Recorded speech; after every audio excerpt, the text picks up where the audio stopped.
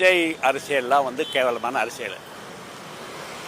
அதாவது இன்னொரு எம்ஜிஆர் கிரியேட் ஆக முடியாது. பட் நான் என்ன நினைக்கிறேன்னா, அவர் ஏதோ யாருக்காகவோ ஒர்க் பண்ணுறாரு மாதிரி தான் தோணுது. வணக்கம் நண்பா. நான் உங்கள் ஜான் ஜேடி. இவர் பேசுனது கேட்டீங்கல்ல. ஸோ அதான் பார்த்தீங்கன்னா, இவருடைய கருத்து என்னன்னு பார்த்தீங்கன்னா, அதாவது தளபதி வந்து அவர் பண்ற இந்த கட்சி சம்மந்தப்பட்டது வந்து, இது வந்து சும்மா ஓட்டு பிரிக்கிறதுக்காக தான் வந்து அவர் பண்ணிட்டு இருக்காரு.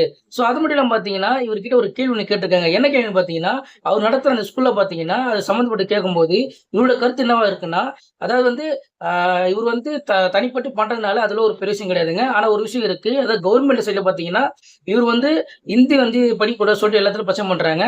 ஸோ இவரும் வந்து அத கோரிக்கை வச்சிருக்காரு. இந்திய வந்து திணிக்காதீங்க அப்படின்ட்டு. அப்படி சொன்ன இவர் வந்து இவருடைய ஸ்கூல்ல மட்டும் அவர் நடத்துற இந்த ஸ்கூல்ல மட்டும் இந்தி மட்டும் நடத்துறாரு. ஸோ அது மட்டும் என்ன விதத்துல நான் அப்படி கேள்வி கேட்டிருக்காரு. ஸோ இன்னொரு விஷயம் பார்த்தீங்கன்னா, இது வந்து அரசியலுக்கும் இதுக்கும் வந்து சரியா இருக்காது அவருக்கு. அது கரெக்ட் கிடையாது அப்படின்னு இவருடைய கருத்தை சொல்லியிருக்காரு.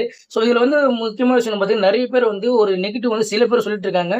இவர் வந்து இந்த டைம்ல வந்து அரசியல் விஷயம் என்ன தெரியும், அரசியல் பத்தி என்ன தெரியும், இவரும் வராம இருக்கிறது வந்து கரெக்ட் அப்படின்ட்டு, இவர் சினிமா தான் கரெக்ட் அப்படின்னு.